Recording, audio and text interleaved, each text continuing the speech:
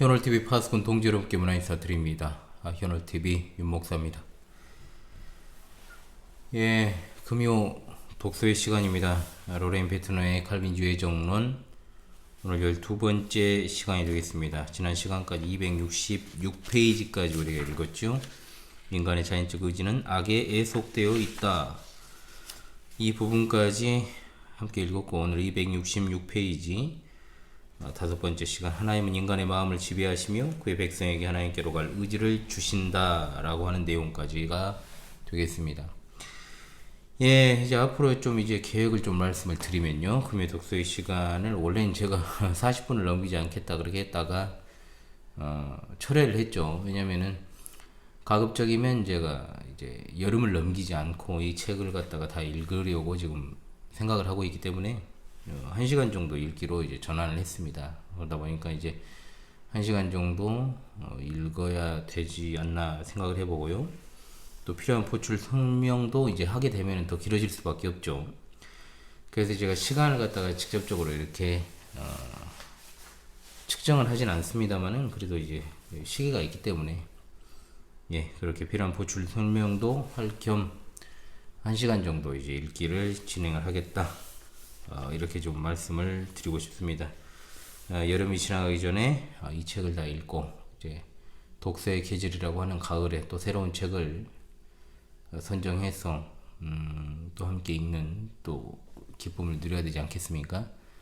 예, 그런 차원에서 말씀을 드리면서 자, 오늘 읽기 시작하도록 하겠습니다. 266페이지 다섯 번째, 하나님은 인간의 마음을 지배하시며 그의 백성에게 하나님께로 갈 의지를 주신다.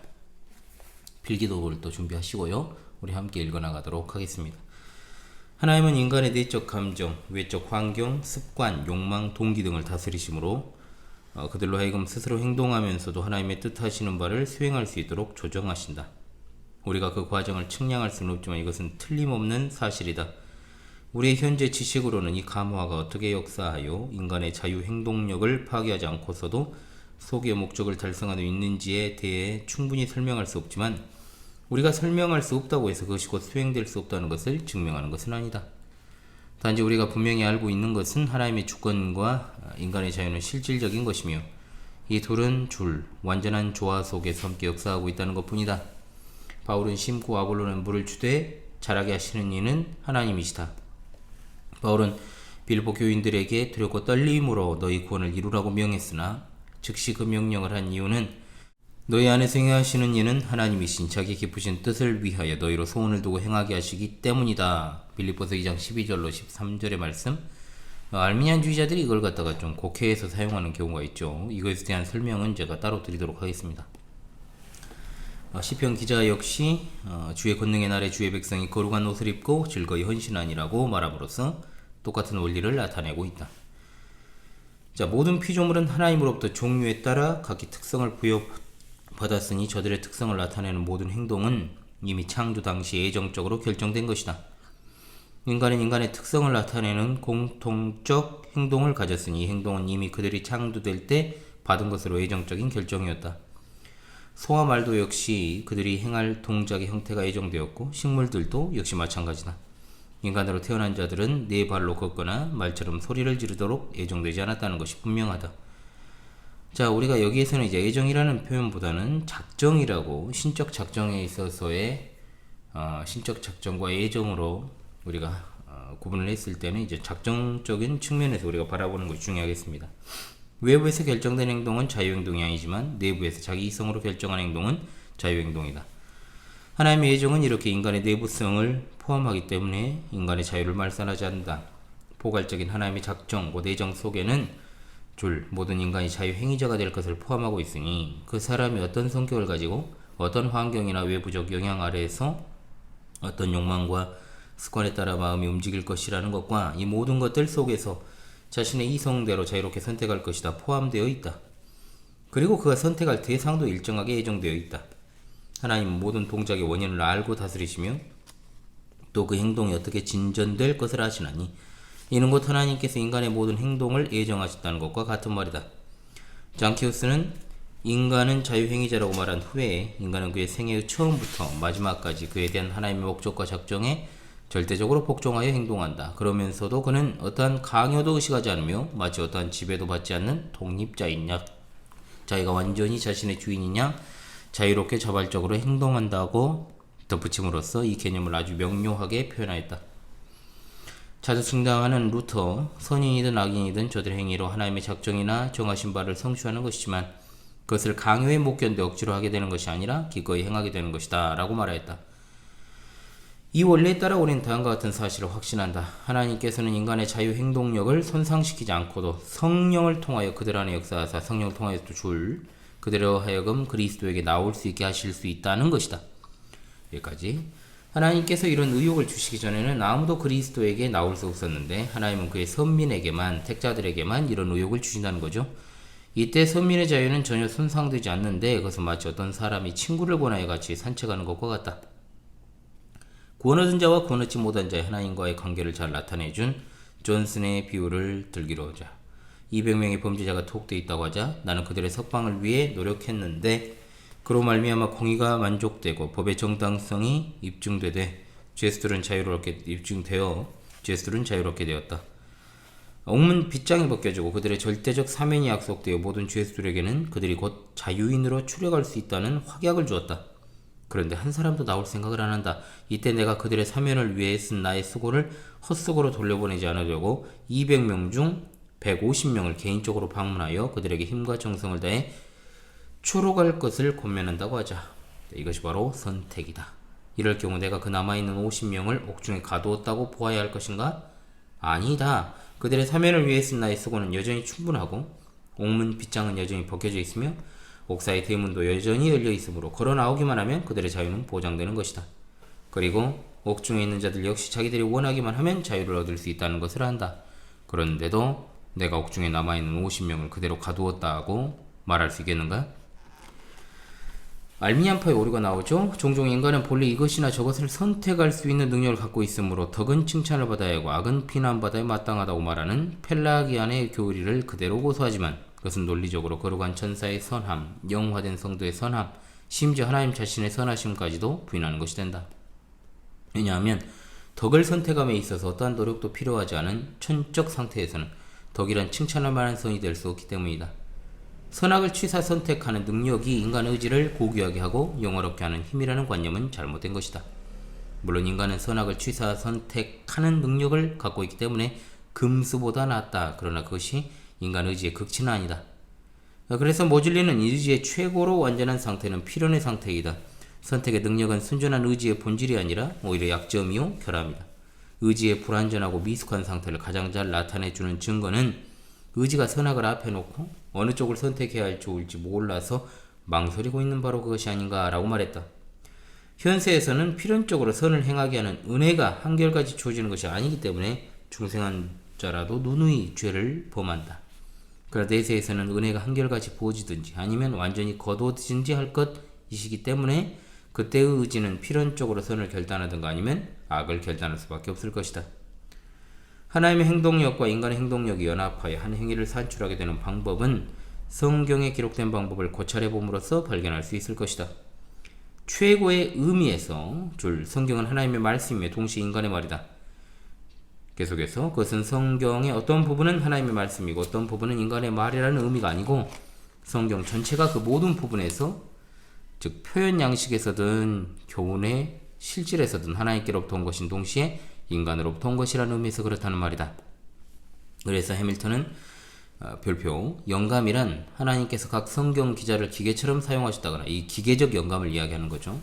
그들에게 말씀하실 것을 받아 적게 하셨다. 받아 적게 하셨다는 거예요. 그러니까 쉽게 말하면 이제 기록만 받아서 필사만 했다는 겁니다. 이게 아니고 하나님께서 성령을 통하여 그들을 인도하시고 지배하시어 그들이 기록한 것이 진실되게 하시고 하나님이 그의 백성에게 기록으로 주시고자 한 바로 그 진리가 되게 하신 것을 말한다. 이 유기적 영감을 말하죠. 그리고 그 하나하나가 다 오류 없이 하나님께서 그것을 갖다 보존되도록 하셨다는 것까지 우리가 유기적 축자 영감을 믿습니다. 하나님은 그들로 하여금 그들 자신의 지혜, 언어 및 표현 양식을 사용하게 하시되 그들이 기록할 때 성령께서 초자연적으로 그들을 오류로부터 지켜주시어 하나님이 모든 세대에 걸쳐 그의 백성에게 주시고자 한 바로 그 진리를 기록하게 하셨음을 우리는 믿습니다. 우발사나 갑작스럽게 돌연적으로 일어난 일, 인간의 자유의지에 따라 생기는 사건이 정확한 예지의 객체가 되거나 사전 준비의 주체가 될 수 있다는 것은 물론 모순이다. 그 일의 성격상 그것은 근본적으로 불확실할 것임에 틀림없다. 그러므로 탐 레이디의 말처럼 인간이 자기 의지대로 스스로 결정하는 것이라고 주장하는 자는 그가 운명의 여신을, 이제 그리스 로마 신화에 나오는 운명의 여신 있죠, 예배하는 의미에서 그런 말 하든 아니면 다른 의미에서 그런 말 하든 사실상 줄 섭리 하나님을 그 보좌에서 쫓아내는 자이다. 하나님이 인간의 마음을 다스리실 수 없다면 그는 수많은 인간의 자의적 행동 결과에 대해 항상 새로운 대책을 강구해야만 할 터이니 얼마나 분주하실까. 만일 인간이 실제로 자유의지를 갖고 있다면 하나님은 어떤 사람의 마음을 다스리시고 회심시키시기 위해 마치 인간이 동료 인간에게 하듯 여러 개의 안을 마음에 품고 가서 제1안이 실패하면 제2안, 제2안이 실패하면 제3안을 이런 식으로 성공할 때까지 계속 시험해 보아야 할 것이다. 또 자유행위자의 행위가 전혀 불확실한 것이라면 하나님의 미래를 의지하시기는커녕 오히려 날마다 접하게 되는 새로운 사실들에 대해 수없이 많이 놀라면서 그에 대한 지식들을 습득해 나아가게 될 것이다. 그러나 이 모든 견해들은 동그라미 하나님을 못 오가는 것이요, 계속해서 비합리적이며 비성경적인 견해들이다. 뻘소리들아 이 말입니다. 하나님의 전지성을 부인하지 않는 한 우리는 하나님께서 과거, 현재, 미래를 모두 아신다는 것과 아멘, 인간적 견지에서는 아무리 불확실하게 생각될지라도 하나님의 견지에서는 줄입니다, 확실하고 부동하다는 것을 인정해야만 할 것이다. 이 견해는 그 타당성이 널리 인정되고 있는 견해이다. 하나님이 인간의 자유를 보존하시기 위해 주권적으로 자신을 제한하사 인간의 미래 행동 중 어떤 것은 알지 않기로 작정하셨다는 이론은 성경적으로나 논리적으로 도저히 용납될 수 없는 어리석은 이론이다. 생각이죠. 이게 인간의 이성에서 나온 생각입니다. 그것은 마치 자녀의 악행을 눈감아주는 부모의 어리석은 행동과 같다 하겠다. 하나님이 외부적인 힘에 의해서든 자발적인 행위에 의해서든 제한을 받으신다면 그 하나님은 유한한 하나님에 불과하지 않는가. 하나님이 하나님 되시지 못한다는 거죠. 하나님은 죄인을 회심시키려고 열심히 분투하지만 그들의 자유행동력을 무시하지 않는 한도에서 고면할 뿐이요 그 이상은 행하시지 않는다고 주장하는 알미니안파의 이론은 마치 영혼이 서로 투쟁하는 성과 악의 두 원리가 있다고 말한 에파사인의 페르시아의 어떤 이원론적 사상을 이야기하는 거예요. 그으면 거의 동일하다 그랬습니다. 그래서 알미니안이 얼마나 이게 잘못된 이단 논리인지를 우리가 알아야 된다 이 말입니다. 인간의 절대적 자유주의를 주장하는 것은 곧 하나님께로부터 그 통치권과 통치력을 박탈하는 것과 같다. 그러니까 알미니안에 속해 있는 자들은 바로 이런 행동을 하고 있다는 거죠. 대다수가 그러잖아요. 그런데 그것은 피조자를 하나님의 절대적 지배권 밖에 두는 것이요, 어떤 의미에서는 피조자에게 하나님의 영원하신 의지와 목적에 대한 거부권을 주는 셈이 된다. 어떤 의미가 아니고 맞는 말이죠. 이 이론은 또 하늘의 성도들과 천사들이 죄를 범할 수도 있어서 하나님의 통치는 전복되고 사탄과 악한 천사들이 지배적인 위치에 있게 되어 마침내 온 세계가 악으로 화할 가능성도 있다는 의미가 된다. 자, 6번째입니다. 의지가 결정되는 방법입니다. 자, 의지가 결정되는 방법. 자, 272페이지를 보도록 하겠습니다. 자, 인간은 이성적 행위자이므로 그의 독자적 행위에는 틀림없이 충분한 이유가 있을 것이다. 의지는 반드시 최강의 동기에 따라 결정을 내린다. 만약 의지가 약한 동기에 의해 결정을 내린다거나 아무런 동기도 없이 결정을 내린다고 한다면 이는 마치 원인 없이도 결과가 생길 수 있다는 말만큼이나 모순된 말이다. 우리가 행하는 일에는 항상 이유가 있음을 양심이 가르쳐주며 또 우리가 어떤 일을 해놓고 난 후에는 그보다 더 강한 다른 동기가 있었다면 달리 행했을 텐데 라고 생각한다. 어떤 행위는 그다지 강하지 않은 동기나 잘못된 판단에 따라 행해질 수도 있다. 그러나 그런 동기라 할지라도 그 행위를 산출해낼 만큼은 강한 것이다. 저울이 한쪽으로 기울어지는 것은 다른 한쪽이 가볍기 때문이다. 우리는 어떤 때 하기 싫은 일을 선택하는 수도 있다. 물론 이때의 동기는 매우 약할 것이다. 그래도 그 일을 선택하는 이유는 어떤 다른 세력이 그 동기에 인력을 가하기 때문에 그 일을 선택하게 되는 것이다. 한 가지 예를 들자면 우리는 아픈 일을 기꺼이 뽑아버릴 수도 있다. 그러나 심하게 아파서 정말 뽑아버려야겠다는 더 강력한 이유가 첨가되기 전에는 그 일을 기꺼이 뽑아버리지 않을 것이다. 아무튼 인간은 자기가 처해 있는 상황에서 가장 강력한 동기에 의해 어떤 일을 결정하고 행하는 것이다. 그래서 마치 부산에 거주할 것을 선택한 자가 동시에 서울에 거주할 것을 선택할 수 없는 것과 같다. 사실 인간의 결의는 그의 천성의 지배를 받으며 그의 욕구, 성향, 기호, 지식 및 성격에 따라 결정된다. 인간은 하나님으로부터 독립한 자도 아니요 정신 및 물질의 법칙으로부터 독립한 자도 아니기 때문에 그가 어떤 일을 결정한다고 할 때 그것은 이상에 진술된 모든 것의 영향 하에 이루어지는 것이다. 여기 목인가? 그는 언제나 가장 강한 성향 및 동기가 이끄는 대로 행동한다. 우리 양심이 증거한 대로 어떤 일을 결정할 때는 그 당시 우리 마음에 가장 강력하게 호소한 것들이 곧 우리의 의지를 결정하게 한 것들이다. 하지 박사는 의지는 어떤 필연의 법에 의해 결정되지 않는다. 그것은 독자적으로 자기 결정을 하는 것이 아니라 오히려 항상 마음의 선행적 상태, 즉 심중의 가장 강한 동기에 의해 모든 것을 결정한다. 따라서 인간의 자유는 그의 결의가 그의 마음을 의식적으로 표현한 것이라는 의미에서만 자유이다. 다시 말하면 그의 행위가 자신의 이성과 마음에 따라 결정 지배된다는 의미에서만 자유이다라고 말해요. 어떤 사람이 결의한 바가 그의 성격을 근거로 해서 혹은 그의 성격에 따라 결정된 것이 아니라면 그것은 그의 결의라고 할 수 없다. 따라서 그는 그 행위에 대해 책임을 질 필요도 없을 것이다. 그러나 대인관계에 있어서 우린 타인 행동을 보고 그의 열매로 그들을 행동 보고 그의 성격이 선하다든지 혹은 악하다고 판단한다. 그래서 성경은 그의 열매로 그들을 알지니 가시나무에서 포도를 엉겅퀴에서 무화과를 따겠느냐. 이와 같이 좋은 나무마다 아름다운 열매를 맺고 못된 나무가 나쁜 열매를 맺나니 좋은 나무가 나쁜 열매를 맺을 수 없고 못된 나무가 아름다운 열매를 맺을 수 없느니라.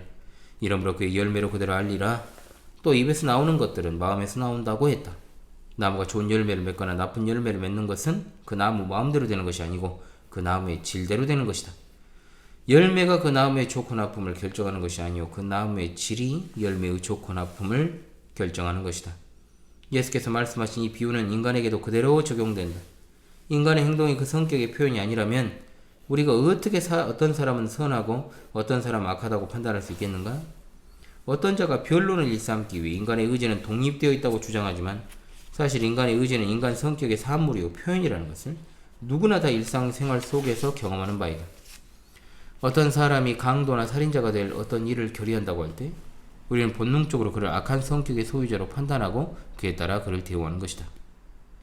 암직으로 볼 때 인간의 결의는 오성, 원리, 감정 등에 근거해야만 한다. 이런 근거에서 내려지지 않은 결의라면 그것은 어리석은 결의라고 말할 수밖에 없다. 만일 모든 것을 결정한 후에 의지가 선악간에 어느 쪽도 결정하지 않은 무결정의 상태로 되돌아간다면 인간에게는 동요 인간을 신임할 근거가 없어져 버리고 말 것이다. 의지가 독자적으로 결정한다는 의미에서 인간의 자유를 갖는다면 그것은 상당히 위험한 일이다.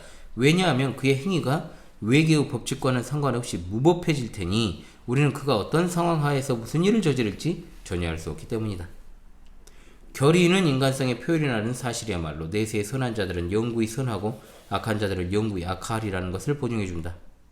만일 인간의 자유행위력이 필연적으로 범죄할 수밖에 없는 것이라면 천국의 성도들도 다시 범죄하여 타락한 천사들처럼 지옥으로 갈 수도 있다는 말이 된다. 극단적이죠? 그래서 성도들은 선할 수밖에 없는 필연성을 가지고 있기 때문에 최상의 의미에서 자유롭다. 천국에서는 이제 더 이상 자기 의지를 고집하거나 투쟁하는 일이 없으며 훨씬 소홀한 물리적 법칙 아래 있기 때문에 선한 행동이나 동기를 계속 가질 수 있다. 한편 마찬가지로 내세에서의 사악한 자들의 상태 역시 영구적이다. 그들은 성령이 새롭게 하시는 감화로부터 완전히 분리되어 고칠 수 없는 그 완악함으로 더욱 대단무쌍하게 죄를 범하게 된다. 그들은 영원히 악이 사악, 증오의 성향을 갖게 되어 완전히 악의 백성이 되고 만다. 또 만일 자유의지 이론이 옳다고 한다면 사후 회개의 가능도 하다. 그죠? 사후에도 회개할 수 있죠. 그러니까 사실은 어떤 내세에서의 제2의 가능성을 이야기하는 것과 맞닿아 있다는 겁니다. 이런 사람들의 이론이. 왜냐하면 그 이론은 지옥에 들어간 자 중에서 어떤 자가 그 고통을 겪어보고 나서 자기의 과오를 깨달아 하나님께 돌아올 수 있음을 인정하기 때문입니다. 그들은 설마 현세에서의 경미한 형벌도 인간을 죄로부터 돌이키는 효력이 있는데 하물며 지옥에서의 준열한 형벌에 그런 효력이 없을 수 있겠느냐고 추측한다. 추측은 자유다. 그죠? 착각은 자유고 추측은 자유죠. 그러나 인간 의지는 그의 성질과 주어진 유인 조건에 의해 결정된다는 칼빈주 원리만이 우리와 너희 사이에는 큰 구렁이 끼어 있어 아무도 이것을 건널 수 없다. 자, 부자와 나사로 성도에 대한 이야기에서 분명하게 나타나는 내용이죠. 성경의 결론과 일치하는 결론에 도달할 수 있는 것이다. 의지결정의 문제를 피상적으로만 생각하는 자는 인간이 큰 자유를 가지고 있다고 추정한다. 그러나 그가 그렇게 과시하는 자유를 좀 더 상세히 검토해보면 자기가 처음 생각했던 것보다 훨씬 더 제한된 자유를 갖고 있다는 것을 발견하게 될 것이다. 자연계의 법칙, 자신의 특수 환경, 습관, 과거에 받은 교육, 사회적 간섭, 처벌 또는 비난에 대한 공포, 현존하는 욕망, 야심, 이 모든 것들에 의해 제한받고 있는 자가 자기 행위의 절대적 지배자가 된다는 것은 언어도 아니다. 자, 어느 순간에든지 인간은 그의 과거가 만들어 놓은 그인 것이다. 즉 인간은 역사적 사물임을 면할 수 없다. 다만 그는 자기 성질의 지배하에 행동하고 그 행동을 그의 마음이 결정한다는 점에서 피조자에게 가능한 자유 동그라미를 가질 뿐이며 이외의 어떤 자유도 그것을 무질서를 산출해낼 뿐이다. 사람은 금붕어가 든 어항을 어디든지 갖고 다닐 수 있다. 그러나 그 금붕어 자신은 자유로우며 어항 속에서 마음대로 헤엄쳐 다닌다. 우리가 하나의 나무 조각이나 돌 조각 또는 금속 조각을 육안으로 보면 그것이 완전히 정지되어 있는 것처럼 보이지만 분자나 원자 및 전자를 볼 수 있는 강력 확대경을 통해 보면 믿을 수 없을 만큼 빠른 속도로 그 권내에서 빙빙 돌고 있음을 발견할 수 있다. 마치 이제 채소 같은 것도 이제 현미경으로 보면 엄청 기생충이 많이 보이잖아요. 그런 거랑 똑같은 거죠. 애정과 자유행동력은 큰 성전을 떠받들고 있는 두 기둥인데 이 둘은 인간의 시력이 미치지 않는 구름 위에서나 서로 만난다. 우리가 볼 수 있는 것은 두 평행선 뿐이고 우리의 시력이 미치지 않는 저편 하나님의 의지 속에서 이 둘은 상합 조화되는 것이다. 그래서 칼빈주의자는 이 둘을 상합시킬 수도 상합시키려고도 하지 않는데 알미안파가 어떻게 이 둘을 서로 교차시킬 수 있단 말인가? 사실 그들은 인간의 자유를 주장하기 위해 하나님의 절대성을 부인하고 있는 것이다. 얼마나 끔찍합니까 여러분? 이들의 죄악이. 만일 사건을 일으키는 절대적 결정권이 인간의 수중에 있다는 의미에서 자유의지를 용인한다면 그 자유의지는 신적 자유의지가 돼요. 그렇죠. 인간이고 신이다란 말이에요. 인간이 하나님처럼 되어 자유의지의 수요만큼 반신반인이 많이 있게 될 것이다. 굉장히 정확한 말을 하고 있는 거예요 지금 베트너가. 그러나 하나님의 절대적 주권을 부인하지 않는 한 인간에게 이러한 독립을 허용할 수는 없다. 유물론적 철학자나 형이상학적 철학자들도 칼빈주의가 부인하는 것처럼 완전히 이 자유의지를 부인한다. 그들은 모든 결과에는 그 결과에 상당하는 원인이 반드시 있다고 추론한다. 따라서 의지 행위에는 반드시 동기가 있다고 본다. 동기란 외부의 법칙과 사물이 인간 심성에 반사된 것을 의미하므로 의지 행위가 동기로 말미암다는 말은 곧 자유의 절대성을 부인하는 것이다. 7번째, 성경의 증거입니다. 성경의 교훈에 의하면 하나님의 주권과 인간의 자유는 완전히 조화되어 나란히 간다. 동그라미. 하나님의 주권적 통치자요 제1원인이신 반면 인간은 그의 성질의 제한 속에서 자유행위자요 제2원인이다까지 묶어놓으십시오. 또한 하나님은 그가 인간에게 시키고자 계획하신 일을 인간이 자유로 임의적으로 행하도록 인간의 사고와 의지를 지배하신다. 하나님의 주권과 인간의 자유가 상호 협력한 전형적인 신뢰 요셉과 그 형제들의 행적에서 찾아볼 수 있다. 이 부분을 제가 강사를 또 한번 하겠습니다. 그리고 했었죠. 여러분 한번 그거 보십시오. 하나님의 섭리에 기대어란 제목으로 제가 아마 목요 강설로 했던 것 같은데 그거 한번 보십시오. 요셉은 형들에 의해 후에 총리가 되어 기근 때 식량을 공급하는 큰 사역을 감당했던 애굽으로 팔려갔다. 그 형들은 자기들이 자유로 그런 행동을 한 줄 알았다. 그래서 몇 년 후에 요셉과 상봉했을 때 자기들의 죄를 자인한 것이다. 그러나 신앙을 갖고 있는 요셉은 그들에게 당신들이 나를 이곳에 팔았으므로 근심하지 마소서, 한탄하지 마소서, 하나님이 생명을 구원하시려고 나를 당신들 앞서 보내셨나이다. 그런즉 나를 이리로 보낸 자는 당신들이 아니요 하나님의 섭리에 대한 가장 극적이면서 가장 아름다운 요셉의 고백입니다. 그렇죠 여러분? 당신들은 나를 헤아려 했으나 하나님은 그것을 선으로 바꾸사 오늘과 같이 만민의 생명을 구원하게 하시려 하셨나니 라고 말할 수 있었다. 물론 그 형제들은 그 악한 본성대로 동생을 이방의 노예로 팔았지만 그들의 행동은 결국 하나님의 거룩하신 뜻을 성취한 인연이 된 것이다. 그렇다고 해서 그들의 계획적인 악이 선으로 변했다고 해서 그들의 죄가 감수된 것은 아니다. 여기다 줄여놓으십시오. 그들의 죄가 감수된 것 아니다. 바로가 이스라엘 백성에게 행한 행위는 지극히 부당한 것이었으나 사실 그는 하나님의 목적을 성취한 도구에 지나지 않는다. 왜냐하면 하나님은 바로에게 내가 이 일을 위하여 너를 세웠나니 곧 너로 말미암아 내 능력을 보이고 내 이름이 온 땅에 전파되게 하려 함이로라 말씀하셨기 때문이다. 자, 로마서에 분명하게 이 내용이 나오고 출애굽기에서 이 내용이 나오죠. 어떤 때는 하나님께서 인간의 악행을 제어하심으로 자신의 목적을 이루신다. 예를 들면 이스라엘 백성이 매년 3번씩 예루살렘에 올라갈 때 하나님께서는 이방 족속들이 그 땅을 엿보지 못하도록 제어해 주셨고 바사왕 고레스의 마음을 움직여 예루살렘 성전을 재건하게 하셨다. 굉장히 극적인 일이었죠 이것도. 또 성경에는 왕의 마음이 여호와의 손에 있음이 마치 보의 물과 같아서 그가 임으로 인도하시느니라 잠언 21장 1절. 하나님이 그렇게 수월하게 왕의 마음을 돌이킬 수 있다면 범인의 마음이야 오죽하겠는가. 이사야 10장 5절로 15절에서도 하나님의 주권과 인간의 자유가 완전한 조화 속에서 서로 일하고 있는 현재인 신뢰를 찾아볼 수 있다. 즉 화 있을진저 아수르 사람이여 그는 나의 진노의 막대기요. 하나님께 사실 말씀이죠. 아시리아가 하나님의 진노의 막대기. 그 손의 몽둥이는 나의 분한이라. 내가 그를 보내 한 나라를 치게 하며 내가 그에게 명하여 나의 노한 백성을 쳐서 탈취하며 노력하게 하며 또 그들을 가로상의 진흙같이 짓밟게 하려거늘. 그의 뜻은 이같지 아니하며 그의 마음 생각도 이같지 아니하고 오직 그 마음에 허다한 나라를 파괴하며 멸절하려 하여 이르기를 나의 방백들은 다 왕이 아니냐. 갈그미스와 같지 아니하며 하맛은 아르밧과 같지 아니하며 사마리아는 다메섹과 같지 아니하냐. 내 손이 이미 신상을 섬기는 나라에 미쳤나니 그 조각한 신상이 예루살렘과 사마리아의 신상보다 우승하였느니라. 내가 사마리아와 그 신상에게 행한 같이 예루살렘과 그 신상에게 행치 못하겠느냐. 이러므로 주 내가 나의 일을 시온산과 예루살렘에 다 행한 후에 아수르 왕의 완악한 마음의 열매와 높은 눈의 자랑을 벌하리라. 그의 말에 나는 내 손의 힘과 내 지혜로 일을 행하였나니 교만한 소리를 하고 있죠. 나는 총명한 자라 열국의 경계를 옮겼고 그 재물을 약탈하였으며 또 용감한 자같이 위에 그한 자를 낮추었으며 나의 손으로 열국의 재물을 얻는 것은 새의 보금자리를 얻은 것 같고 온 세계를 얻은 것은 내어버린 알을 주움 같았으나 날개를 치거나 입을 벌리거나 지저귀는 것이 하나도 없었다 하는도다. 도끼가 어찌 찍는 자에게 스스로 자랑하겠으며 톱이 어찌 켜는 자에게 스스로 큰 체하겠느냐. 이는 막대기가 자기를 드는 자를 움직이려 하며 몽둥이가 나무 아닌 사람을 들려함과 일반이로다. 징하게 진짜 오타 많죠 여러분. 예, 이해하십시오.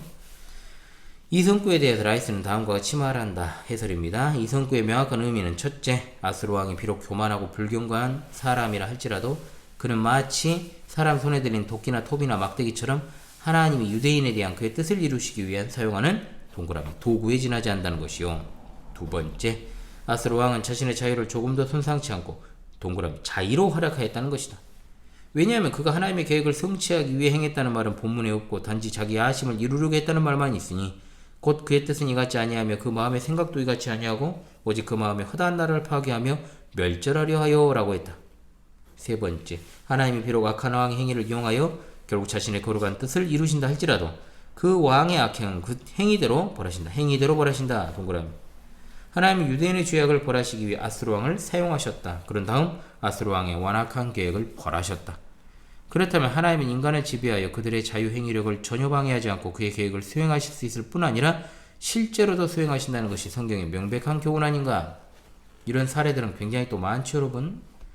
성경을 하나님의 말씀으로 믿는 자라면 누구나 인류 역사상 가장 큰 죄악인 그리스도의 십자가 사건이 예정되어 있었다는 것을 인정할 것이다. 사도행전 4장 27절 28절입니다. 과연 헤롯과 본디오 빌라도는 이방인과 이스라엘 백성과 합동하여 하나님의 기름 부으신 거룩한 종 예수를 거스려 하나님의 권능과 뜻대로 이루고 예정하신 그것을 행하려고 이성해 보였나이다. 그가 하나님의 정하신 뜻과 미리 아신 대로 내어준 바 되었거늘 너희가 법 없는 자들의 손을 빌어 못 박아 죽였으나 그러나 하나님이 이 모든 선지자의 입을 의탁하사 자기의 그리스도의 해 받으실 일을 미리 알게 하신 것을 이와 같이 이루셨느니라. 예루살렘에 사는 자들과 저희 관원들이 예수와 및 안식일마다 외우는 선지자들의 말을 알지 못하므로 예수를 정죄하여 선지자들의 말을 응하게 하였도다. 죽일 죄를 하나도 찾지 못하였으나 빌라도에게 죽여달라 했으니 성경이 저를 가리켜 기록한 말씀을 다 응하게 한 것이라.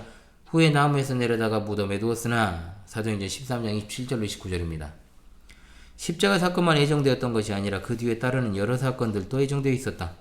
그리스도의 겉옷을 나누어 가지려고 군인들이 제의 뽑은 일, 십자가에 달린 예수께 신포도주를 드린 일, 백성들이 예수를 조롱한 일, 예수를 강도와 함께 매단 것, 죽은 예수의 뼈를 꺾지 않는 것, 창으로 찌른 것 등이 있고 이외에도 많이 있다.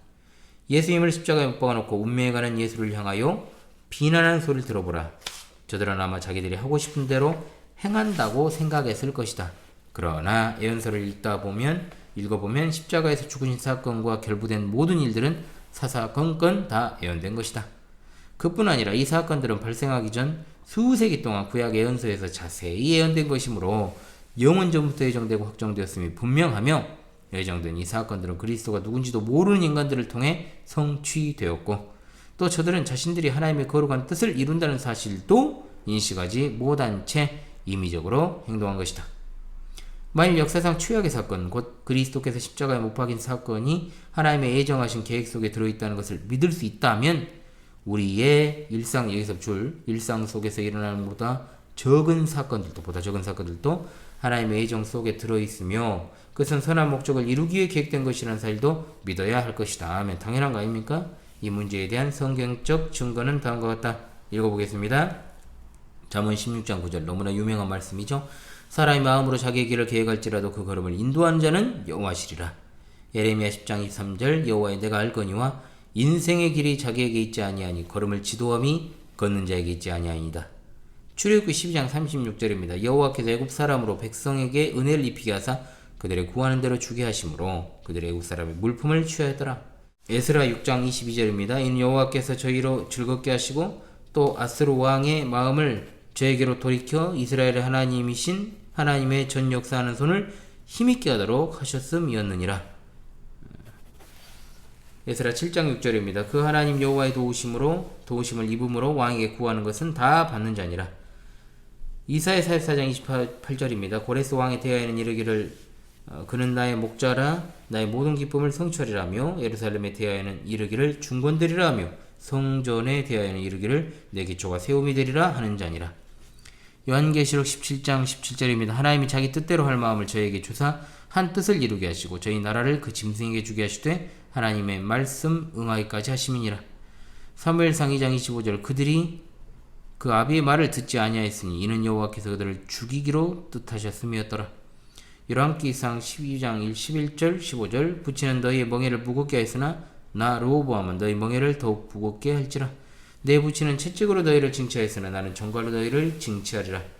왕이 이같이 백성의 말을 듣지 아니하였으니 이는 여호와께로 말미암아 난 것이라. 사무엘하 17장 14절 압살롬과 온 이스라엘 사람들이 이르되 아렉 사람 후세의 모략은 아히도벨의 모략보다 낫다 하니 이는 여호와께서 압살롬에게 화를 내리라 하사 아히도벨의 좋은 모략을 파하기로 작정하였음이니라. 아멘. 자, 인간의 자유의지의 행동력, 허탄함을 분명하게 지적하고 있는 내용이 되겠습니다. 애정론이 인간의 자유행동과 도덕적 책임에 있어 모순된다는 썰에 대해서 그것은 말 그대로 썰일 뿐이라는 것을 입증하였습니다. 자, 17장으로 넘어가도록 하죠. 17장의 주제는 이겁니다. 애정론은 하나님을 죄의 창조자로 만드는 설, 죄의 조성자라고 하죠. 우리가 보통. 자, 이 부분도 굉장히 솔직히 말하면 알미니안주의자들과 그리고 하나님의 말씀을 대적하는 자들이 굉장히 들고 나오는 문제고 실제로 저도 이런 질문들을 굉장히 많이 받았던 기억이 납니다. 실제적으로. 그래도 결국 그 사람들 그 질문하고 교회에다 떠났어요. 왜냐? 제가 그들이 원하는 대답을 못 해주잖아요. 당연히. 그러니까 그것을 갖다가 용납하지 못하고 나가버리더라고요. 그랬던 청년 몇 명이 있었는데요. 갑자기 생각이 납니다. 어찌되었든 첫 번째 악의 문제입니다. 하나님이 이 세상에서 일어나는 모든 사건을 다 예정하셨다고 한다면 죄도 하나님이 만드시지 않았겠냐는 반론이 일어날 수 있다. 이 문제를 고찰함에 있어 우리는 먼저 지혜, 능력, 성결, 공의에 무한하신 하나님께서 통치하시는 우주에 왜 죄악이 존재하는가라는 문제는 현재 우리 지식으로는 도저히 설명할 수 없는 오묘하고 신비한 문제라는 것을 인정해야 한다. 자, 이것은 우리가 성경에 가라는 곳까지 가고 멈추라는 데서 멈추는 원리인 거죠. 죄의 존재는 논리나 이성으로는 결코 설명될 수 없는 문제이다. 왜냐? 그것은 본질적으로 비논리적이고 비이성적이기 때문이다. 죄악이 우주에 존재한다는 단순한 사실은 칼빈주의에 대해서뿐 아니라 전반적인 유신론에 대한 반증으로 무신론자와 회의론자들이 누누이 거론하는 바이다. 웨스트민스터 신앙 고백은 하나님의 성품에서 지극히 적은 악이라도 나오는 것 같은 인상을 주지 않기 위해 특히 악의 무서운 신비 문제를 논함에 있어 아주 신중을 기했다. 이 신앙 고백에 의하면 모든 죄는 그것이 무슨 죄든 피조물의 자유행위에서 나온 것이라고 하였으니 곧 죄악은 피조물에게서만 나오는 것이요 하나님으로 말미암아 남이 아니니 그는 지극히 거룩하시고 의로우신 거로 악의 근원도 아니시며 악을 기뻐하지도 아니하신다고 강조하여 단정했다. 하나님께서 그의 비밀한 뜻 안에서 인간의 죄된 행위를 어떻게 다스리시며 또 그것을 어떻게 선한 목적으로 사용하시는지는 우리가 설명할 수 없으나 우리가 분명히 알 수 있는 것은 하나님께서는 무슨 일을 하시든 결코 자신의 공의에 위배됨이 없이 행하실 것이라는 점이다. 아멘. 하나님께서는 그 하시는 모든 일에 있어서 언제나 자신을 절대적으로 거룩한 자 동그라미 나타내신다. 이러한 하나님의 심오한 활동들은 우리가 이해할 수 없는 신비에 속한 문제이므로 우리는 그저 찬탄할 뿐이지 이것을 캐내어 조사하려고 해서는 안 된다. 따라서 만일 애정론이 하나님을 죄의 창시자로 만드는 어떤 사람들의 끈질긴 반론만 없었다면 더 이상 논하지 않았을 것이다. 죄에 대한 부분적인 설명은 성경이 인간이 죄를 범하지 말라는 명령을 부단히 받고 있으나 만일 그가 범죄하기를 선택할 경우 그는 죄를 범할 수도 있다는 사실, 즉 하나님이 허락하시는 경륜이 있다는 것에서 발견된다. 그들의 범죄는 단순히 그들의 본성에 의한 자유행위이지 어떤 외부적 강요를 받은 행위가 아니다. 따라서 범죄의 책임은 그들에게만 있다. 물론 하나님께서 인간의 범죄를 허락하시는 이 허락은 단순한 허락만이 아니다. 그 허락의 이면에는 심오한 경륜이 포함되어 있다. 왜냐하면 하나님께서는 그 사람이 범죄한 것을 충분히 아시면서도 그 사람으로 하여금 그 범죄 환경에 있도록 하신 까닭이다. 그렇다고 해서 하나님이 인간의 범죄 행위를 옳게 보신다는 뜻은 아니다. 하나님의 죄에 대한 허락은 소극적 의미에서의 허락이니, 즉 사람의 죄의 행은 심히 가증하게 보시면서도 그 죄의 행이 존재하는 것은 허락하신다는 말이다. 이때 하나님이 범죄 행위를 허락하시는 동기와 인간이 범죄하는 동기는 근본적으로 서로 다르다. 많은 사람들이 이 문제에 대해 오해하는데 그 이유는 인간은 악한 동기와 목적으로 범죄하지만 하나님은, 계속 줄 해야 돼요. 그 이유는 공의로우신 동기와 목적으로 그의 선하신 경륜을 이루시기 위하여 이것을 허락하신다는 사실을 그들이 모르기 때문이다. 더구나 모든 사람들은 범죄 후에 그 일에 대한 책임은 전적으로 자기에게 있다는 것, 만일 자기가 스스로 택하지 않았다면 그런 일은 일어나지 않았을 것이라는 양심의 소리를 듣는다. 이것만 보아도 범죄에 대한 책임은 범죄자 자신에게만 있다는 것을 알 수 있다. 종교개혁자들은 죄의 기원, 죄가 세상에 들어옴, 그 결과로 나타나게 될 모든 양상들, 이 모든 것이 본래 하나님의 계획 속에 포함되어 있다는 것을 알았다. 그리고 죄의 존재에 대한 설명은 죄가 완전히 하나님의 지배 아래 있다는 사실 속에서 발견되어져야 한다는 것과 죄는 하나님의 영광을 보다 높이 나타내기 위하여 전용된다는 것을 알았다. 만일 하나님이 그의 감추어진 섭리적 지배로 사악한 인류의 마음에 감화를 주시어 그들의 계획적인 악으로부터 선한 결과를 초래하실 수 없었다면 하나님은 결코 죄가 세상에 들어오는 것을 허락하지 않으셨을 것이라고 믿고 우리는 안심하는 것이다. 하나님은 선민의 마음속에서 발견되는 선하고 거룩한 마음만 조정하시는 것이 아니라 완악한 자들의 부패한 마음도 완전히 통제하시어 자신의 거룩한 뜻을 성취하시는 데 전용하신다. 악한 자들은 어떤 때 자기 목적을 이룬 줄 알고 기뻐한다. 그러나 칼빈의 말처럼 저들의 목적 성취는 결국 저들의 참 성공이 아니고 단지 하나님이 예정하신 큰 계획을 이루는데 전용된 것뿐이, 전용이란 말이 계속 나오죠. 예정되어 있는 것에 쓰지 않고 이제 다른 데로 돌려 쓴다는 것이 전용이라는 말의 의미가 되겠죠. 이렇게 악한 자들의 행악을 그 자신의 거룩한 뜻을 성취하는 데 전용하셨다고 해서 하나님이 그들을 벌하지 않고 내버려 두시는 것은 아니다. 오해죠, 이것도. 그들은 그들의 죄로 말미암아 벌을 받으며 양심의 가책도 받는다. 예컨대 왕은 자기 영토 안에서 반역적 집회를 갖지 못하게 하는 금령을 포고할 수 있다. 그렇다고 해서 그 영토 안에서 반역은 일체 일어날 수 없게 하리라는 보장이 이 금령에 포함되어 있는 것은 아니다. 오직 반역이 일어날 때 처벌하리라는 것만 포함되어 있을 뿐이다. 그리고 반역이 일어날 때 바로 통제하기만 하면 그 나라에 반역이 없었던 것보다 나을 경우가 있다. 따라서 그 왕은 경우에 따라 어떤 반역이 일어나는 것도 묵과할 수도 있다. 악의 문제에 대하여 스트롱 박사는 의지의 자유는 도덕에 절대 필요하다. 두 번째, 하나님은 죄인이 죄 때문에 고통당하는 이상으로 고통당하신다.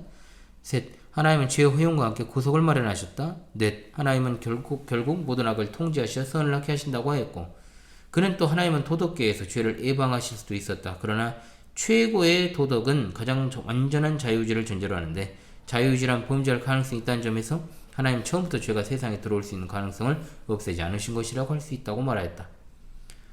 페어번은 그러면 하나님은 왜 범죄할 가능성이 있는 인간을 창조하셨을까? 그 이유는 인간이 범죄한 가능성을 가진 거로 하나님께 순종할 가능성도 있기 때문이다.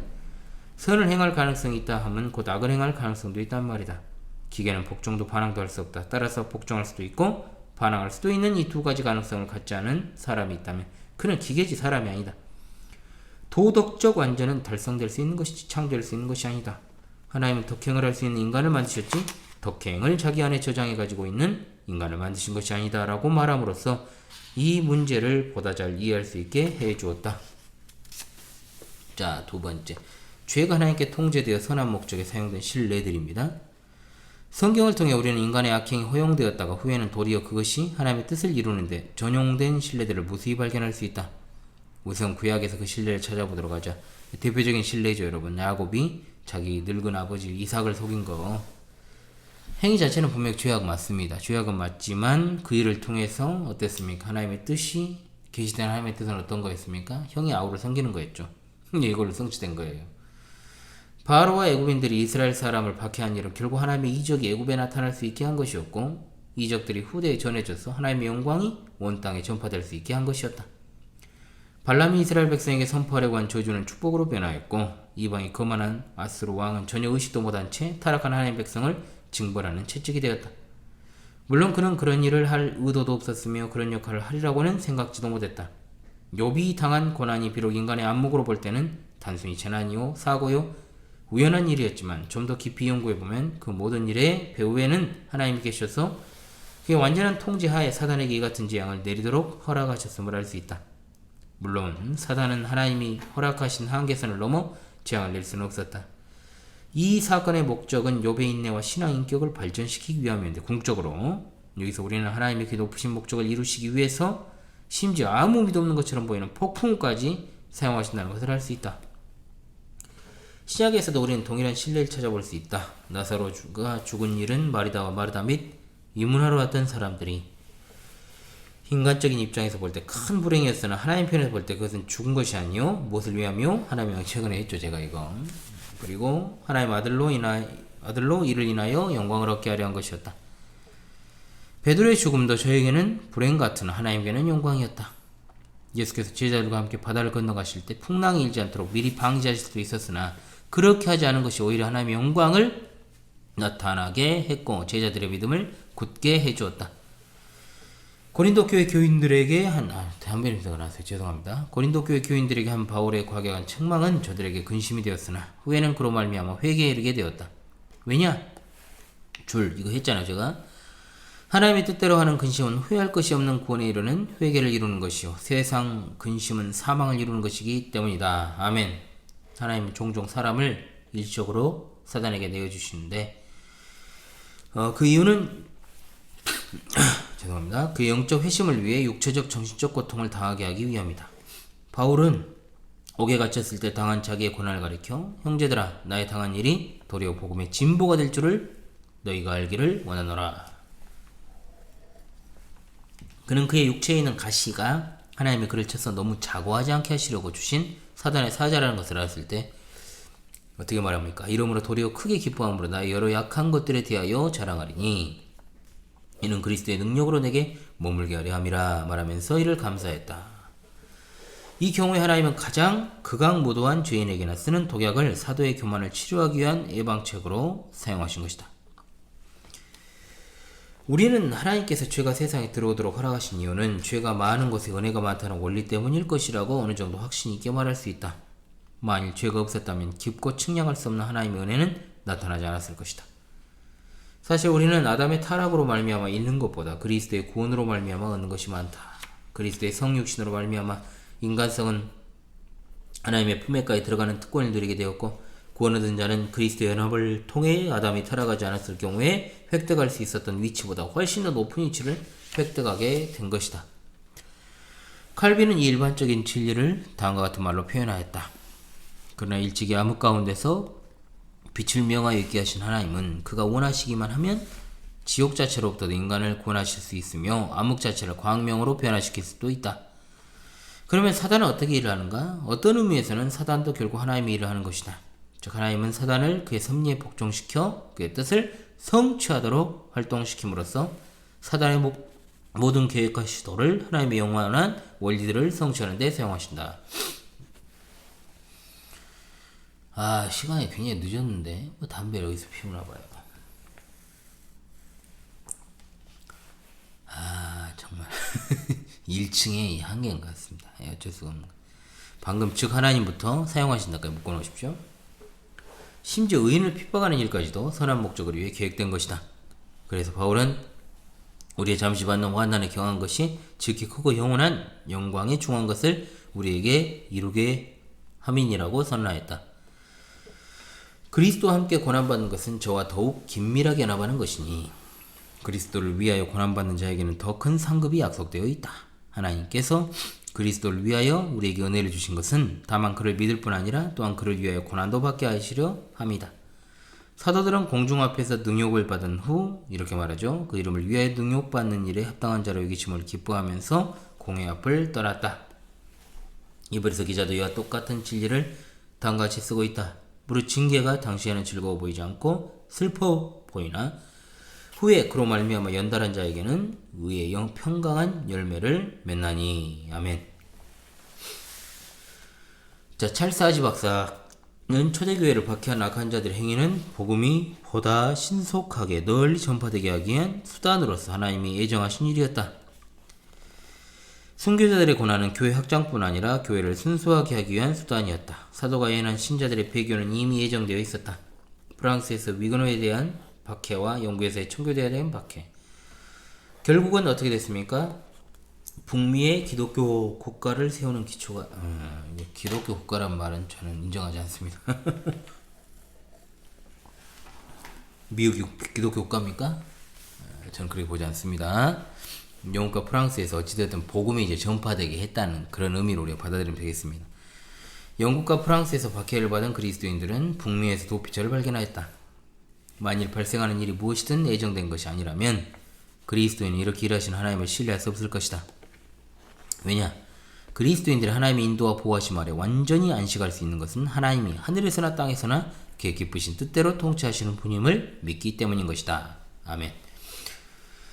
하나님의 많은 속성들은 세계의 창조와 통치를 통해 나타난다. 그러나 공의의 속성은 벌을 받아야 할 피조물에게서, 자비 또는 은혜의 속성은 비참했지 않은 피조물에게서만 나타날 수 있다. 따라서 인간의 타락이 없었다면 하나님의 공의를 인간이 알지 못했을 것이며, 구원이 없었다면 하나님의 은혜를 인간이 알지 못했을 것이다. 만일 죄가 피족에 들어오지 않았다면 이 같은 속성들은 영원히 숨겨져 있었을 것이다. 그리고 만일 우주 안에 하나님의 공의와 자비가 나타나지 않았더라면 우주는 마치 태양 없는 지구처럼 혼돈 상태에 있었을 것이다. 비록 죄가 세상에 들어온 것은 죄사함 속에서 하나님의 자비를 나타내기 위함이요, 처벌 속에서 하나님의 공의를 나타내기 위함이다. 여긴 묶어놓으십시오. 결국부터 합니다. 죄가 세상에 들어오게 된 것은 하나님이 영원 전부터 예정하신 계획의 결과로서 그는 이것을 통하여 자신의 속성을 인간에게 할 수 있는 데까지 충분히 계시하셨다까지. 자, 289페이지 보시게 되면 여러분, 289페이지 종교개혁자의 죄가 기원, 여기서부터 지금 284페이지에서 285페이지까지 내용이 똑같이 지금 또 반복이 되고 있어요. 그래서 이게 또 인쇄가 잘못된 거죠, 이거는. 자, 그래서 여러분 이걸 갖다가 잘 기억을 하시고요. 똑같이 지금 284에서 285 내용이 289에서 91까지 내용 그대로 지금 돼 있어요. 그러니까 여러분 이제 반복이니까 여기는 안 읽습니다. 자, 반복이니까 읽지 않겠습니다. 자, 그리고 넘어가고요. 자, 세 번째, 아담의 타락은 하나님의 계획 속에 있었다. 보겠습니다. 문제가 많죠, 책이. 심지어 아담의 타락과 그로 말미암은 인류의 타락조차 우연이나 사고로 일어난 것이 아니고 하나님의 오묘하신 뜻 가운데서 그렇게 예정된 것이다. 우리가 아는 대로 그리스도는 창세 전부터 미리 알리신 바 된 자였다. 바울은 예수 그리스도 안에서 예정하신 뜻은 영원 전부터 하신 것이라고 하였고, 히브리서 기자는 예수의 흘리신 피를 영원한 언약의 피라고 하였다. 이처럼 구속계획이 영원으로 소급된다면 구속계획의 원인인 인간의 타락을 허락하신 계획 역시 영원으로 소급되어야만 한다. 그렇지 않다면 구속이 있을 필요가 없다. 사실 인간의 타락, 구속, 기타 모든 역사적 사건들은 하나님이 이미 창세 전에 그의 의중에 설계하고 계시던 것이다. 그리고 그 예정에 따라 일련의 사건들을 실현시키시는 것이다. 만일 타락이 하나님의 계획 속에 없었다면 그리스도로 말미암아 우리 구속은 어떻게 되겠는가? 단지 인간의 반역을 뒤엎기 위해 하나님이 취하신 미봉책에 지나지 않단 말인가? 성경 전체를 통해 구속은 영원부터 하나님의 임의적인 은혜의 목적으로 나타나 있다. 하나님이 인간이 최초로 범죄한 그 시간부터 아무 이유 없이 구원을 약속하심으로써 이 문제에 주권적으로 개입하셨다. 하나님의 영광은 창조의 전 영역에 걸쳐 널리 나타나 있지만 특히 구속사역에서 잘 나타나고 있다. 따라서 인간의 타락은 하나님의 계획의 일부일 뿐 아니라 필수적인 부분이다. 비록 결정적인 알미니안파이긴 하지만 왓슨까지도 그리스도로 말미암은 인간의 구속은 인간의 배신 후에 고안된 사후 대책이 아니고 사전에 준비된 예정이었다. 그래서 인간은 타락한 바로 그때 은혜와 결합되는 의를 발견하였다고 말한다. 인류 타락의 파멸로부터 하나님은 처음 창조보다 훨씬 더 영광스러운 새로운 영적 창조를 하신 것이다. 그러나 철저한 알미니안주의는 하나님을 아담이 타락하는 동안 의혹에 차서 앉아있는 게으른 방관자로, 또 자신의 손으로 만든 피조자 때문에 오히려 놀라고 방해받는 신으로 묘사한다. 이와 반대로 우리는 하나님이 아담의 타락을 미리 계획하셨고 예지하셨다는 것, 어떤 의미로든 타락이 하나님에게 뜻밖의 일은 아니었다는 것, 그리고 아담이 타락한 것을 보시고 인간 창조에 오류를 범했다고 생각하지 않으셨다는 것을 주장한다. 하나님이 원하시기만 했다면 사단이 에덴 동산에 들어오는 것을 방지하실 수도 있었으며 아담을 거룩한 천사들처럼 거룩한 상태로 보존하실 수도 있었다. 그러나 하나님이 인간의 타락을 애견하셨다는 단순한 사실이 하나님은 인간이 타락하지 않고 성결한 상태를 계속함으로써 하나님을 참여하리라고 기대하지 않으셨다는 사실을 충분히 증거하는 것이다. 그렇다고 해서 하나님이 인간을 강제로 타락시킨 것은 결코 아니다. 다만 아담이 절대로 타락하지 않을 만한 억제적 은혜를 주지 않은 것뿐이다. 절대로란 거예요. 주목해야겠죠. 이 은혜가 있었다면 아담은 틀림없이 타락하지 않았을 것이다. 그러나 하나님에게 이 은혜를 반드시 부여해 줄 의무가 있었던 것은 아니다. 아담 편에서 본다면 아담은 그렇게 선택하지 않을 수도 있었다. 그러나 하나님 편에서 볼 때 아담의 타락은 확정적이었다. 즉 아담은 하등의 애정도 없었던 것 같이 자유롭게, 그러나 또한 하등의 자유도 없었던 것 같이 확정적으로 타락한 것이다. 유대인들은 자유행위자이므로 그리스도의 뼈를 꺾을 수도 있었을 것이다. 그러나 실제로 그들이 그렇게 행한다는 것은 불가능했다. 왜냐? 하나님께서 그리스도의 뼈는 하나도 꺾이지 않도록 애정하셨기 때문이다. 하나님의 애정은 인간의 자유를 박탈하지 않는다. 아담은 타락할 때 자신의 의지의 자연적 발동을 자유로 사용한 것이다. 즉 충분히 자유롭게 생각하고 결정해서 행동한 것이다까지. 아담이 타락한 이유는 하나님이 모든 사람을 순종치 않는 가운데 두심은 모든 사람에게 긍휼을 베풀려 하심이라는 데 잘 나타나 있다. 또 우리 마음에 사형 선고를 받을 줄 알았으니 이는 우리로 자기를 의뢰하지 말고 오직 죽은 자를 다시 살리시는 하나님만 의뢰하게 하심이라는 말씀에도 나타나 있다. 인간 타락에 대한 하나님의 주도권을 이보다 더 명료하게 나타내준 성구는 없다. 하나님은 이유가 있어서 우리의 시조가 유혹을 받아 타락하도록 허락하시고 그 타락으로 말미암아 생긴 죄악을 선히 통제하시어 그의 영광을 나타낸 데 전용하신 것이다. 그렇다고 해서 하나님이 죄의 창시자가 되는 것은 아니다. 하나님은 자유의지가 무슨 일을 할 수 있는지 보여주시기 위해 아담의 타락을 허용하셨고, 그런 다음 그 타락의 결과를 선용하심으로써 하나님의 은혜의 축복이 무엇이며 하나님의 공의의 심판이 하실 수 있는 것이 무엇인지를 보여주시고자 했던 것이다. 까지. 우린 여기서 우리 시조의 타락의 성격을 고려해보면 좋을 듯하다. 아담은 자기 자신과 후손을 위해 영생과 축복을 얻기에 가장 좋은 조건을 갖고 있었다. 그는 무지한 자로 창조되었고 무지한 환경에서 살고 있었다. 아름답고 화려한 낙원에서 한 나무의 열매만 제외하고는 어떤 나무의 열매든지 다 따먹을 수 있었으니 그것은 전혀 무리한 요구가 아니었다. 그리고 하나님께서 직접 낙원에 오시어 아담의 친구가 되어 주셨다. 하나님은 그에게 한 나무의 과일은 먹지 말라고 하시면서 내가 먹는 날에는 정령 죽으리라고 분명히 경고하셨다. 그 열매를 먹는 것 자체가 도덕적으로 선하다거나 악한 것은 아니므로 아담은 순전히 순종의 테스트를 받는 입장이었다고 할 수 있다. 이처럼 여기에서는 순종이 덕으로 세워졌으니 그 이유는 이성적 피조자인 인간에게 있어서는 순종이 그 외의 다른 모든 것들을 감시해주는 보호자이기 때문이다. 그랬습니다. 자, 좀 더 읽을게요, 여러분. 자, 네 번째, 아담이 타락한 결과를 보도록 하겠습니다. 그러나 이상과 같은 그의 유리한 모든 조건들에도 불구하고 아담은 불순종했고 이미 경고된 사망의 벌을 받게 되었다. 이 사망은 분명 육체적 멸망 이상의 것이다.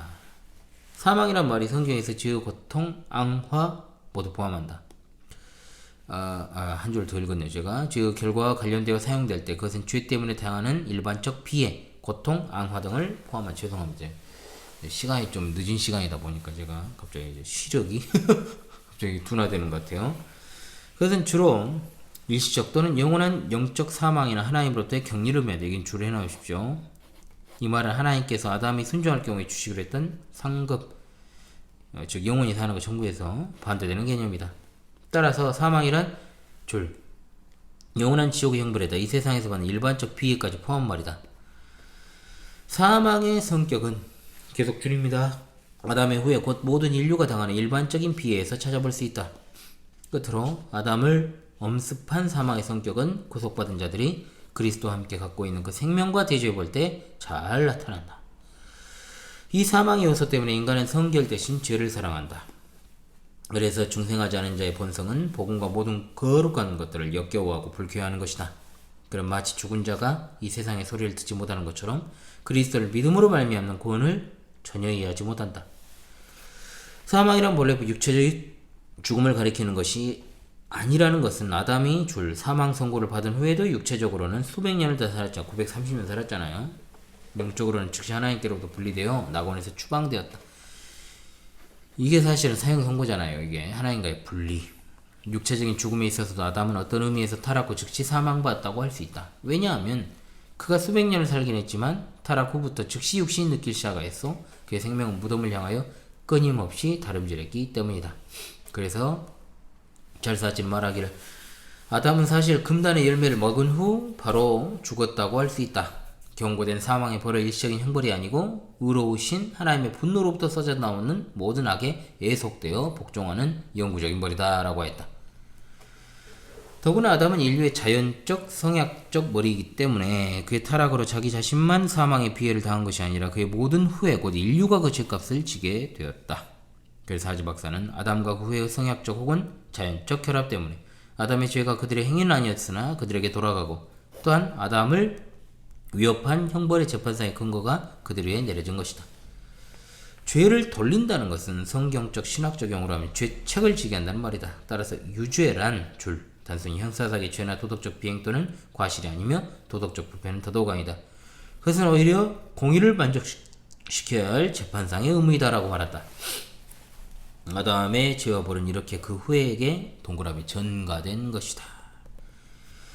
심지어 자범죄를 전혀 범하지 않은 영아까지도 고통과 사망을 겪는다. 공기가 안 좋아요. 자, 성경은 고통과 사망을 가리켜 한결같이 죄의삭시라고 한다.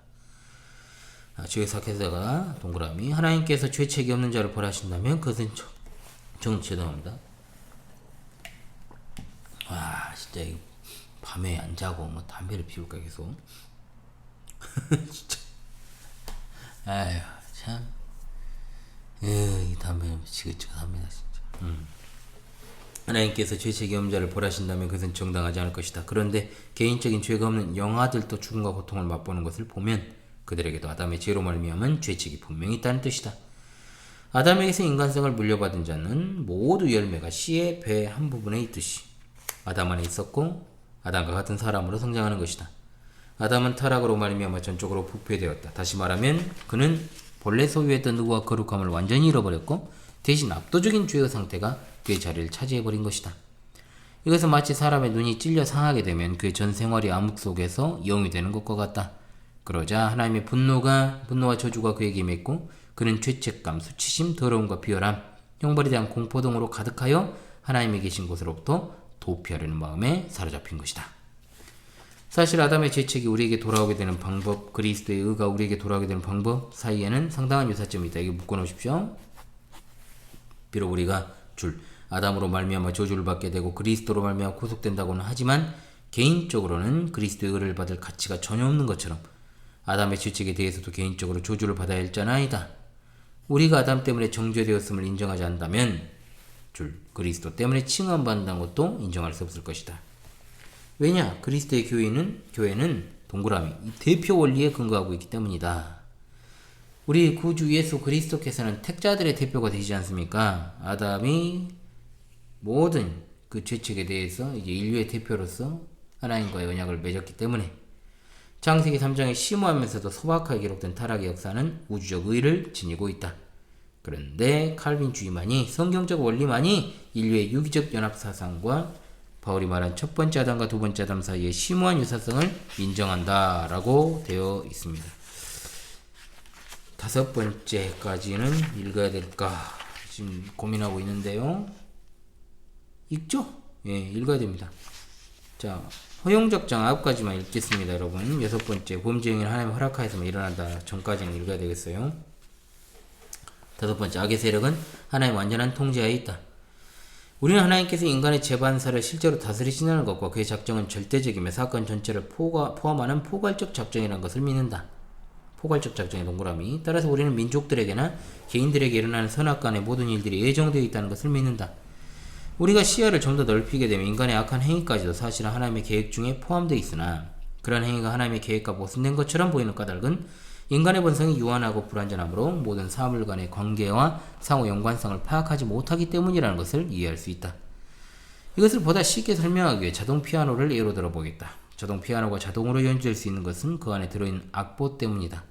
그러나 자동 피아노가 어떻게 연주되는지를 모르는 자가 만약에 악보를 보았다면 그것은 무용지물에 구멍 뚫린 종이 조각에 지나지 않았을 것이다. 그러나 이 종이 조각을 피아노 안에 적당한 장소에 끼우게 되면 피아노는 자동적으로 가장 아름다운 음악을 연주해내는 것이다. 이처럼 하나님이 보실 때 악도 적절한 경우에는 유용한 것이므로 이 우주에 악이 발생하도록 허락하신 것이다. 만약 하나님이 사건의 모든 과정들을 예정하셨다는 것과 우리가 개인의 생활을 위해 설계하신 이 과정들이 선한 과정들이라는 것을 믿지 않는다면 우리는 역경의 때 반드시 낙심하게 될 것이다. 마치 늙은 야곱이 그 아들 요셉을 만나보기 전에 즉시 난색을 띤 얼굴로 이 모든 일이 다 나를 해롭게 한다고 결론 지었던 것처럼 하나님께서 우리를 위해 어떤 위대한 일을 준비하시는 바로 그때 우리는 낙심하게 되는 것이다. 이미 말한 대로 하나님은 죄를 억제하시며 악을 선으로 바꿔서 악도 결국 하나님의 영광을 위해 사용하신다는 것이 성경의 교리이다. 하나님은 능력과 지혜에 있어서 무한하시기 때문에 죄는 하나님의 허락 없이 존재할 수 없다.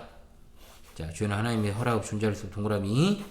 모든 악의 세력이 하나님의 절대적 통제하에 있기 때문에 하나님이 원하시기만 한다면 모든 죄악을 순식간에 말씀하실 수 있다. 그렇지요?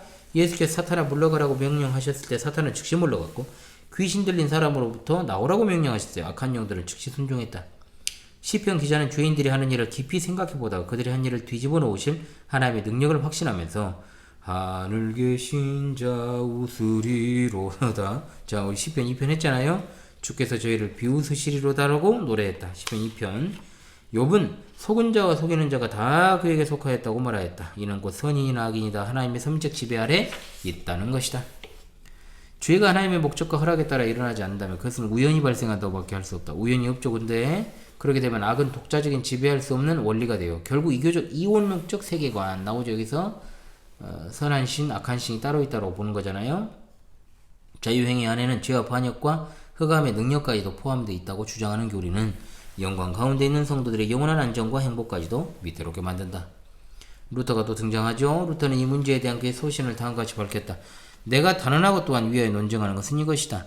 즉 하나님은 모든 것을 주장하시나니 심지어 불경건한 자들의 일까지도 다 관할하신다. 그리하여 그분 홀로 창조하신 만물을 그의 전능하신 방법대로 운행하시며 감화를 주시고 성취하신다. 만물은 이 운행을 피하지도 변개시키지도 못한다. 오직 각자 하나님으로부터 받은 영향에 응하여 필연적으로 복종하는 수밖에 없다. 이렇게 해서 만물은 심지어 불경건한 자들까지도 하나님의 뜻을 성취하는 데 협력하게 되는 것이다. 잔키우스는 그러므로 우리는 하나님의 성결하심을 찬미한다는 구실 아래 하나님의 능력을 방기하는 일이 없도록 신중을 기해야 할 것이다. 하나님은 그 성결하심에 있어서나 전능하심에 있어서나 다 같이 무한하심으로 그 어느 하나를 경시한다든가 모호하게 해서는 안 될 것이다. 우리의 일상생활 속에서 죄가 활동하는 것을 보면서도 하나님은 죄를 존재하게 하거나 조성하시는 일이 없다고 말한다면 그것은 하나님을 일이 되어가는 대로 끌려가는 약하고 무력한 존재로서 자신의 뜻을 이룰 수 없는 분으로 만드는 것과 다름없다. 스미드는 그의 장로교인의 신경이라는 책에서 다음과 같은 훌륭한 평론을 썼다. 만일 우리가 죄라고 하는 무서운 세력이 하나님의 목적에 반항하여 우주의 본래적인 거룩한 질서 속에 뛰어들어 하나님의 능력과 거룩한 계획을 훼손시키고 있다 믿는다면 우리는 아마 절망과 공포에 휩싸여 넘어지고 말 것이다. 그러나 우리는 우리의 신경이 가르친 바와 같이 이 모든 악한 목적이나 행위들의 난무도 결국 하나님의 능하신 손과 그의 목적 아래 있다는 것을 믿음으로 말할 수 없는 위로와 용기를 얻게 되는 것이다. 하나님은 다른 모든 사물들의 경우처럼 죄도 주권적으로 다스리신다. 하나님의 주권적 섭리는 인류의 최초 타락 및 천사와 인간의 그 외의 다른 모든 죄들에까지 미친다. 따라서 별들의 운행 또는 하늘에 있는 타락하지 않은 영들의 활동이 하나님의 섭리이듯 죄도 하나님의 섭리의 일부요 또한 발전이다. 비록 우리에게 계시되어 있지는 않지만 하나님은 가장 지혜롭고 거룩하신 이유로서 죄가 세상에 들어오는 것을 허락하시고 죄에 대해 가장 지혜롭고 구속력 있는 한계를 두신 것이다. 그래서 죄는 하나님이 그것을 구속하시기 위해 미리 정해놓으신 선을 결코 넘어가지 못하는 것이다.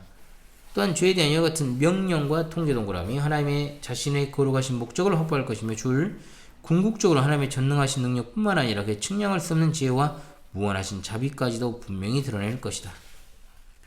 해밀턴은 이 문제에 대해 다음과 같이 말하였다.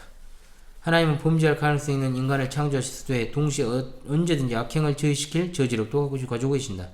하나님께서 악행을 허용하셨으니 비록 어떤 목적이 있어서 허락하신 것이 아니라 할지라도 그가 그것을 예방할 능력을 갖고 계신 한 그 악행을 허용한 데 대한 궁극적 책임은 하나님께 있는 것이다. 허용하시지 않고 방관만 하시다 해도 책임은 하나님이 지어야 한다. 왜냐? 그 죄가 발생하는 것을 예방하시지 않았기 때문이다. 이러한 결론을 회피하기 위해 하나님이 인간의 자유를 빼앗지 않으시려고 인간의 악행을 예방하지 않은 것이라고 말한 자들이 있다. 이 견해대로라면 하나님이 인간의 구원보다도 인간의 자유를 더 중요시했다는 말이 되는데, 그렇다 해도 악행을 허용한 일의 책임은 역시 하나님께 돌아갈 수밖에 없다. 왜냐하면 하나님이 악행을 예방할 능력을 갖고 계시면서 더구나 악행을 허용하는 데 대한 아무런 목적도 없이 단지 인간의 자유를 보호하시기 위해 인간의 영부를 자초하는 것을 본체만치 하시다니, 이 얼마나 졸렬한 하나님인가 말이가. 따라서 비록 죄에 대한 직접적 책임은 인간에게 있지만 하나님이 방지하실 능력이 있음에도 불구하고 죄를 방지하지 않으셨으므로 죄에 대한 궁극적 책임은 하나님에게 있는 것이다. 물론 하나님은 죄를 발생시키는 기성 원인일 수 없다. 죄의 창조자가 아니라는 거예요. 오거스틴, 루터, 칼빈 등은 세계의 현재의 과정이 하나님의 영원적 계획으로부터 나온 것임을 증명할 때 이 완전하고도 주권적인 관할의 도리를 강조하였다. 강조점이 어디인지를 방점을 두고 여러분들 읽으셔야지 오해가 없으십니다. 자,